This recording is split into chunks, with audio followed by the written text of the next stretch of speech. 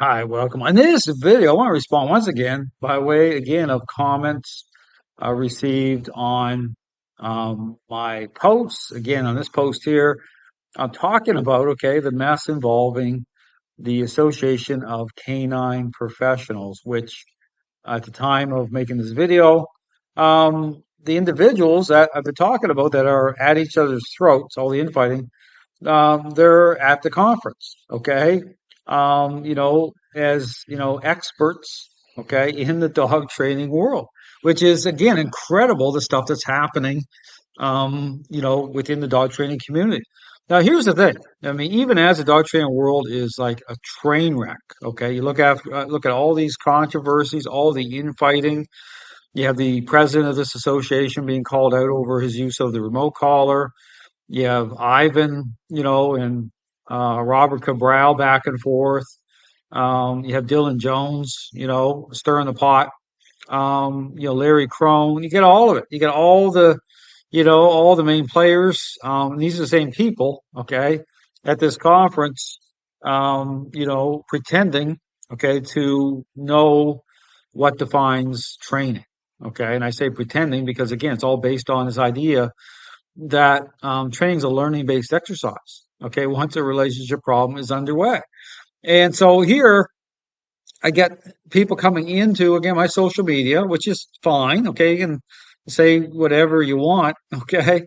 But again, this is about information. Okay, this is about lining things up, responding to some of these, these comments. And here's one here. I'm going to respond to this before, but again, I want to do this on video. So, because again, I understand this is very typical. So people coming in, there's certain points that I'm going to call out in terms of a process and, on question, right? And, and challenge in terms of, again, why it is so common for dog owners to end up with a counterfeit picture of change. Okay, based again on not even considering what defines training once a relationship problem is underway. And so here, this is another comment put up by this Alex Leary, and she starts here. We'll go through this. She goes, I don't think you understand how bizarre some of your commentary is, given what a mystery man you are in terms of what you're willing to display of your own training techniques and the specific dogs you accept for training. Okay, so right away, again, I always talk about it's always the first opening salvo, okay, that you know how things are going to go. Things are taken out of context. People don't take the time to actually look at the system. They just want to, go on a rampage, right? They're just upset. They come in. They've already signed, this person here already signed the contract. She already signed the contract as to how she defines training. Okay, based on who she follows. So here, this is more Dylan Jones talking about Ivan, you know. So here, you talk about being a mystery man. Well, there's nothing mysterious about it. Okay, I put out all the information. I don't say anything on social media to gain for marketing purposes that way. It is a one of a kind, okay, original source interaction based approach. And the system of training answers the questions, okay, based on the fact that I asked the right questions at the very beginning years ago, okay, as to, okay, what is training? Why is it that so many dog owners experience a bad picture of change even while using the exact same approach, method, devices, everything? Why are people still failing, even though things can look fantastic within the training environment? See, this is what these trainers, they don't consider or ask. They're just upset, right? Just want you to buy in. But here's the thing too, is and I make the point: if what this person or Ivan and all them do that's so fantastic, why are they so unsettled? Like, why are they going in and just engaging in this whole back and forth? Like, why are forest-free trainers speaking at this conference? Like, think about that. You know, um, they're, even Ivan was calling that out, but then He's aligned himself with a play-based approach. Talk about that as well. And talking about, what I'm willing to display. Well, there's no hidden anything here. I'm not editing my videos. You see some of these trainers. I just did a video here, like Kevin Murdoch, like Zach George, like stopping right at the moment there's something going on, and suddenly the screen goes black, then it jumps. Like I don't do that. Okay, I show it, and so and then saying about specific dogs you accept for training. It's not about specific dogs. I train all dogs. So here it's the same thing. Get your facts straight. Like, what are you even talking about? Like, see, this is the thing about starting to twist stuff right away because people go into this, they're just not happy, right, with what I'm saying. So they're going to go in and start taking things out of context right away. First off, looking at your own snippets of videos. I have some that are like clips, right, of my long form videos, but I have lots of long form videos. So, um, you consider the dog coming into agreement. I talk about that, right? Coming into agreement the right way, with training as total passivity on the dog's part. I don't see out of context again. I don't talk about it in the framework of total passivity at all. So this person is totally misrepresenting, okay, what I show. Even if you watch my videos, you'll see dogs go into level of challenge. Some very challenging moments. In fact, one of the videos, you see trainers like Murdoch take that certain moments of the levels of challenge and try to exploit them and try to misrepresent them. So it's not about passivity at all. In fact, when you're engaging, I talk about this. There's going to be not liking. Okay. It's a power play. I say all of that. So where this person even comes up with this, I have no clue. Um, but here's the crux of it coming up. It says there is no evidence of active buy-in, aka enthusiasm on the dog's part at all. So here's the fork in the road. Understand that I talk about this. This is like hardwired into like this person, obviously, but hardwired into the dog training community. And I use the example. It's like and here's the perfect example to think about. Okay, because this is what's going on here, even with this person. It's like walking into. I'll go back to the parenting example. It's like dealing with you call a so-called professional for help with your sorting out a relationship problem with your selfish, out of control child, right? So you pick up the phone, you call them, they show up at your house, and switching over to the so-called professional. So they have they're dressed up like Santa Claus. They got the sack on with toys and Xbox games for the child. They got all the motivating agents in there. Okay, which which they know that's their thing. So they're coming in to your home, and the only thought in their head, like here it is, right here. This is the crux of the dog training world. This is why you can't reverse things here with these trainers. The only thought in their head is, how can I get this child to respond? And I'm curious, so think about the sit down, come and stay. Now switch back to the child. How can this child, like, I know that probably they haven't picked up their toys in their bedroom, and there's things that they can, there's certain things that they can respond to, good responses. Like, how can I get this child to respond? I got all my goodies here, so I can just package this all up and sell it. Sell those responses as is to the parent. Like you're good to go. Like that's all that matters. So they walk into the home and in fact, they don't even sit down with the parent to audit the parenting style in play. They don't consider like anything in terms of, parental influence, the authoritative parenting style, what actually is going to advocate in terms of a better relationship at the social level. They don't think about anything, no depth at all. Totally superficial. Well, this is all appearances. So I walk in and the conversation is, okay, let's go.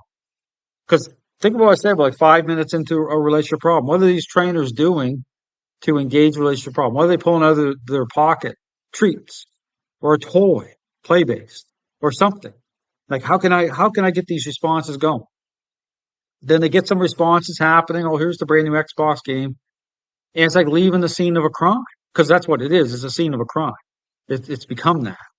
saying, "Here's the Santa Claus sack. Just keep pumping out those toys and everything, and just keep, and you're good to go. You can trust those responses the way you say. There's nothing else to be concerned with. This is it. It's a learning based exercise. We're learning together. Like your child's learning, we're learning. This is it. And they don't put it in the, they don't frame it up as a relationship problem that way at all. They don't do anything. They don't look at the parenting style. They don't look at anything. They don't sit down with you, and they just walk out. Think about it. And then you're like, okay, like this is like after a couple of days, like this is a mess.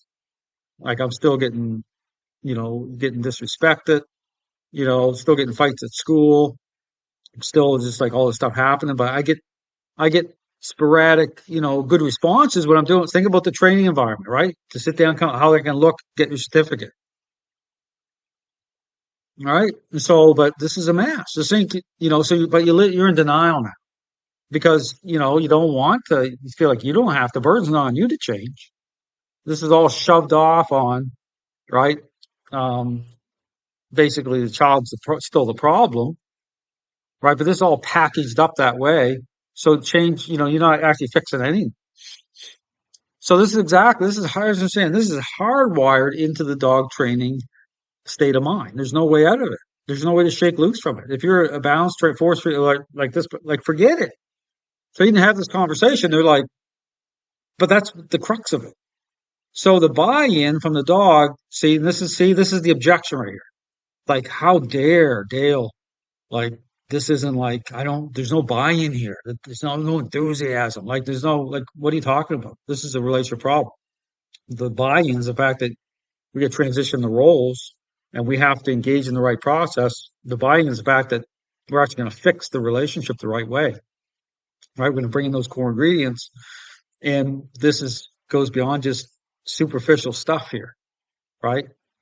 So the buy-in from the dog is your training system can only have been achieved by here's the word there, coercion. Like let's package this all up. Let's put a label on it now, based on appearances. This person has no clue what they're talking about. Based on the behavior dogs shown in your videos of your training, but enthusiasm is the active ingredient. Okay, right? So here's the thing: it's like it's about a process. It's about engaging a relationship problem properly at the beginning. We'll get to the enthusiasm part. Like I'm very enthusiastic about fixing the relationship with dogs and owners. And to take the stress off the dog. And then we get to a part of, of a dog that is the perception of change the right way. And then you're good to go. But see, there's none of that. It's not about a process properly at all. This is about, let's just jump over because I'm not feeling good about, what I'm seeing here. So let's just engage in this way because it's just about appearances, right? Talk about connecting. Then let's not talk about all the blame shifting on the dogs because what these trainers do is very dishonest, right? They'll talk about all the fallout. They don't talk about all the blame shifting. They don't talk about dogs being drugged and all the problems in the dog training world. Let's just pretend that's not even happening. Like that. This is what really. They don't want to talk about any of that. They don't want to connect dots. That infuses all training with qualities that make the dog better and better over time. What's that mean? It's all appearances. What's better mean? You claim that your technique involves dogs coming into agreement. Yeah, they do come into agreement the right way. Okay, with those core ingredients in play, right? The right conversation, the interactions themselves. Dogs come in agreement at the social level. The equipment like leashes, e-collars. Dogs understand that muzzles, leashes, and collars, whatever kind of collar they may be, are a means of external. Oh, here we go, big caps letters, external coercion that enable humans to manipulate them and give humans total physical control. This sounds like Zach George, but this is like coming from Dylan Jones and I guess Ivan's total physical control over them. Dogs learn to accept collars, leashes, and our use of them to signal our dogs to go slow or sit or whatever. Dogs accept these devices like horses are taught to accept saddles and bridles. But second thing about horses. This is very similar. I've trained horse trainers through the system. They say, Dale, this is very similar to horse training. They're trying to bring this whole permissive thing into horse training as well. But what are horses, right? Horses are big, powerful animals. They'll throw you off. I mean, you can get seriously injured. But where's your mind forced to go when you get on a big, powerful animal like that? Well, you better take control. Okay. I mean, that's the thing. Dogs are also learn if they run around the house naked that their owner bringing out their collar. Leash indicates they might be going for a walk. Dogs do not confuse training equipment with positive and negative social interaction. Thus, make training worthwhile, right? Or worthless social interaction with the dogs. It's clear from the exceptional quality and engagement in their IPO performance or overall behavior around them, which dogs have extended induction into their social circle. They include the trainers and family members and humans in general. Like I said, I go through all of it. How bridges are built the right way. Okay, I talk about that. These dogs will always appear to be wonder dogs in the crowd, but the reality is these wonderful bridges aren't built on the type of coercion. There it is again, right? You described as coming to agreement. So unless you're willing to show your own training of a dangerous dog, hasn't watched any of my videos. I show it. And bringing that dangerous dog back into what I consider a safe dog, go watch the, Jack Morton and Kaiser, the podcast. I got lots of videos. You're going to continue to be what you are. See, there we go. So here's the thing. So this whole thing, you see where this is going, but you see the fork in the road right up here, right? In terms of the buy-in, enthusiasm, right? That's the question. If you're a parent dealing with a out of control, selfish child, does it feel good? Is it going to feel good during that level of engagement? No, it's going to feel pretty crappy, right? But you're going to do the right thing. It's not about enthusiasm and all this stuff. It's about doing the right thing and coming into agreement with, right? Certain expectations, right? Parental influence. Because you're the parent. Okay. So, at that point in a child's life, sometimes you have to be not the friend, right? The parent isn't about superficial response that way, but the Santa Claus example is the perfect illustration to describe what's going on in these trainers' minds when they enter into a relationship problem with dogs and owners. There's no critical thinking. There's nothing extends beyond superficial appearances. There's no making connection with the fallout or with bad outcomes that way. It's all just shoved off. Because so many of these trainers are doing it, why would you even feel like you're even accountable? This person here doesn't even feel like they even care to even consider anything. They're just upset, right? Like, how dare Dale coerce these dogs without any sort of, insight, understanding, introspective. So again, this is what we're dealing with the dog training community. It's a train wreck for a reason. Thanks for watching.